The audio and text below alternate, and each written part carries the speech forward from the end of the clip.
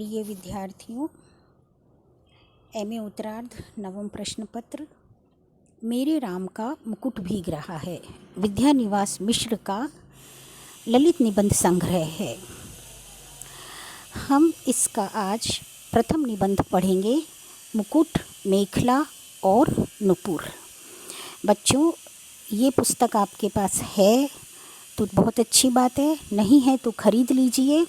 और जब तक नहीं खरीद पा रहे हैं तब तक के लिए मैंने आपको PDF भेजी है, उसे खोलकर उसमें प्रथम अध्याय निकालिए, प्रथम निबंध निकालिए और आज हम इस प्रथम निबंध का अध्ययन करने वाले हैं। विद्यानिवास मिश्र एक ललित निबंधकार हैं।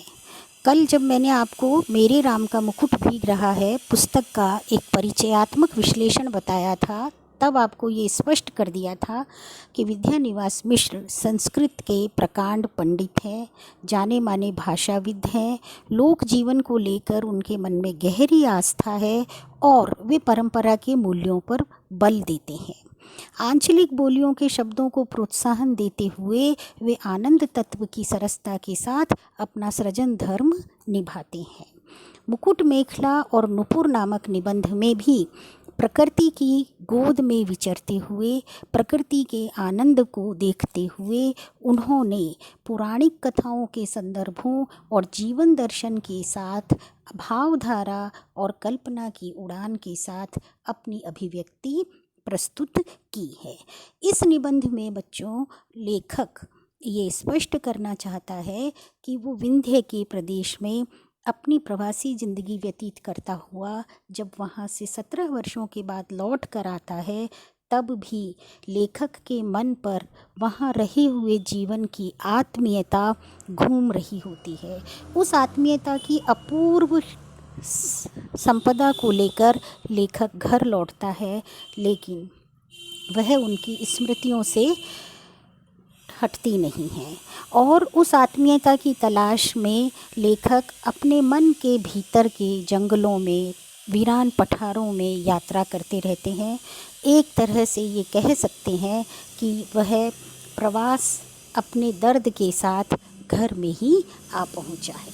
वो विंध्य प्रदेश में रहे, वहाँ का जो प्रवास का प्यार, वहाँ की आत्मीयता, वहाँ का आनंद, वहाँ की कुदरत का सौंदर्य, वो एक दर्द के साथ अपने घर में लेकर आ गए हैं। बच्चों, एक बात और स्पष्ट होती है कि लेखक की अभिव्यक्ति स्वतः स्फूर्त तब होती है जब उसके मन में या हृदय में दर्द अप्रतिम हो जाता है और अनंत हो जाता है, तब उसकी अभिव्यक्ति बहुत आवश्यक हो जाती है। इसी रूप में लेखक ने अपने रचना संसार, अपनी चिंतन धारा को विशिष्टता और लालित्य के साथ अभिव्यक्त किया है, इसलिए हम इनको ललित निबंधकार कहते हैं। ललित निबंधकार की एक और ख़ास विशेषता होती है कि ये बड़े जिंदा दिल होते हैं और बड़े विनोद प्रिय होते हैं।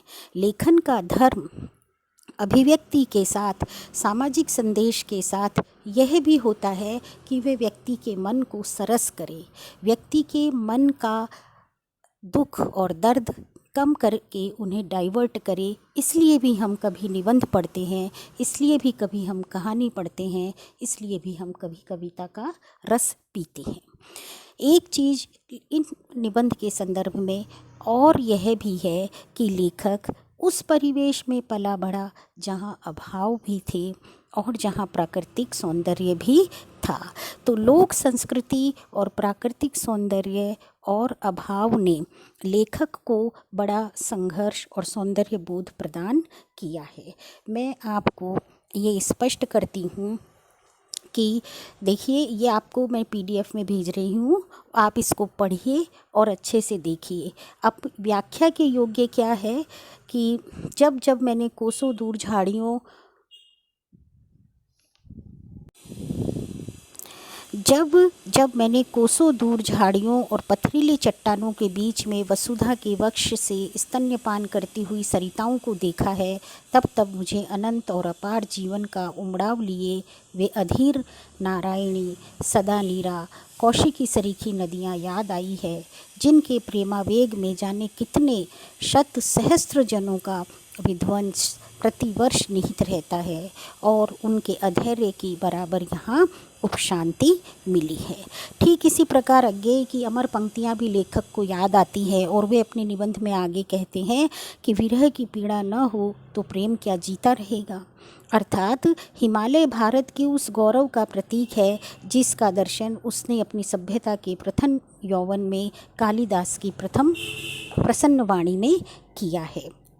लेखक इस निबंध में विंध्य के प्रदेश की सौंदर्य का वर्णन करते हैं, वहाँ की नदियों का वर्णन करते हैं और गीत बीहड़ निर्जन वनों में महासागर के मंद मंद गर्जन को अभिव्यक्त करते हैं।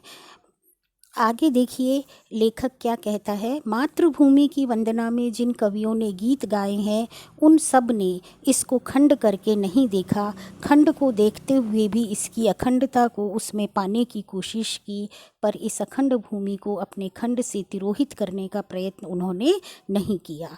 उनकी पगडंडी पर मैं भी चलूँगा, विंध्य के अंचल में आया हूँ तो हिमालय से दूर होकर नहीं, सागर से दूर होकर नहीं, गंगा और कावेरी से दूर होकर नहीं, बल्कि मन में इन सब की एकाकारता लाते हुए विंध्य का दर्शन करने आया हूँ। जिन लोगों को इससे अधिक पाने की मुझसे आशा होगी उनसे मैं क्षमा चाहता हूँ। ये रेखांकित करिए, व्याख्या योग्य है। यहाँ पर लेखक भारतीय एकता और अखंडता का, भौगोलिक सौंदर्य का और प्राकृतिक संसाधनों की उच्चता का वर्णन करते हैं।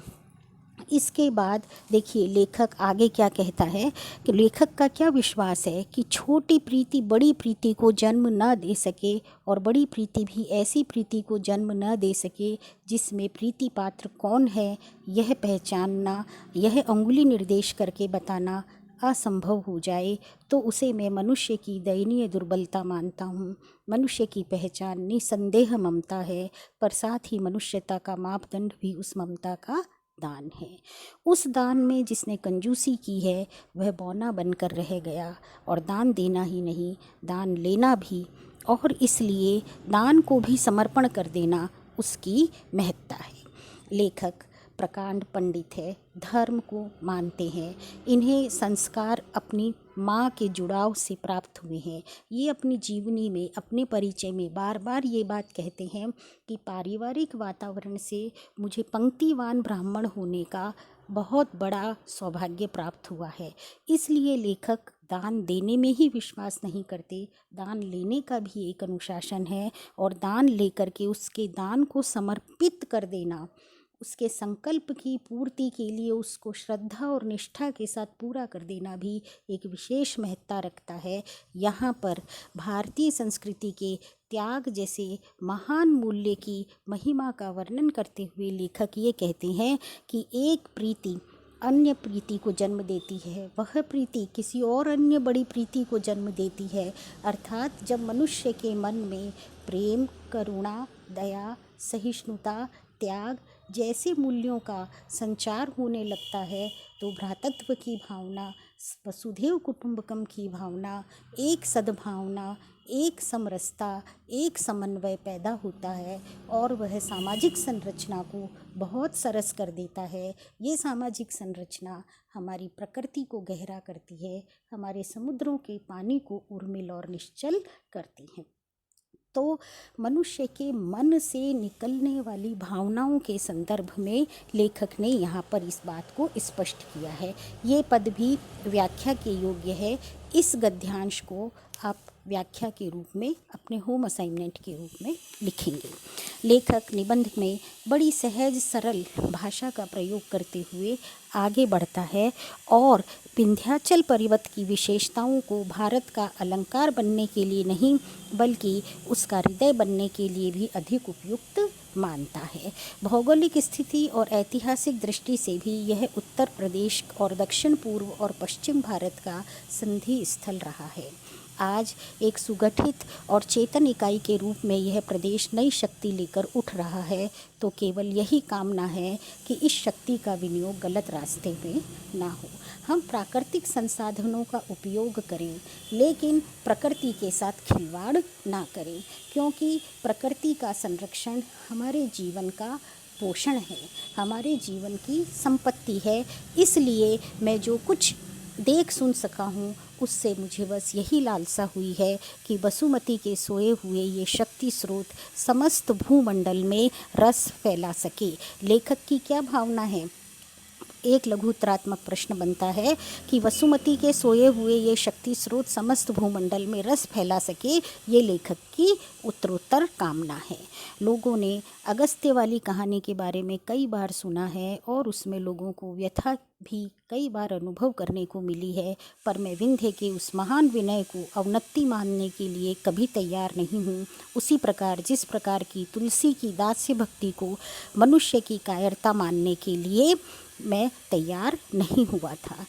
तुलसी की दास्य भक्ति तो बहुत ही निराली है।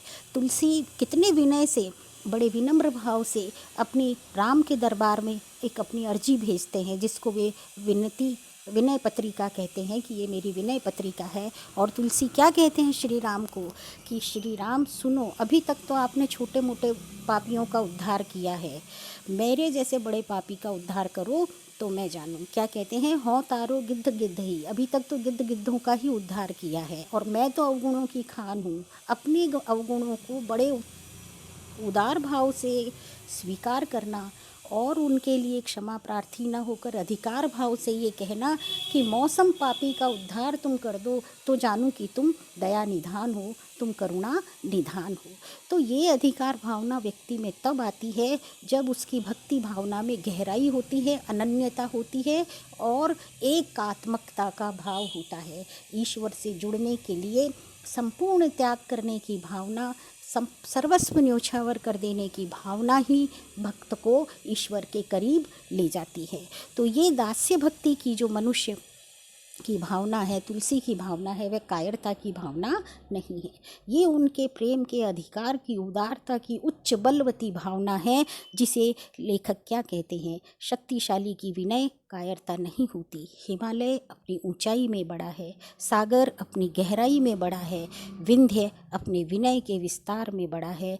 ऐसा विस्तार जो संस्कृति के सभी कीर्ति स्तंभों को व्याप्त करके फैला हो। मेखला की कड़ियों में उलझने में जो आस्वाद मुझे मिला है वह मुकुट के दर्शन से प्राप्त चकाचौंध से या नुपुर के लुभावने आकर्षण से कम है या बेशी है, यह तुलना नहीं की जा सकती।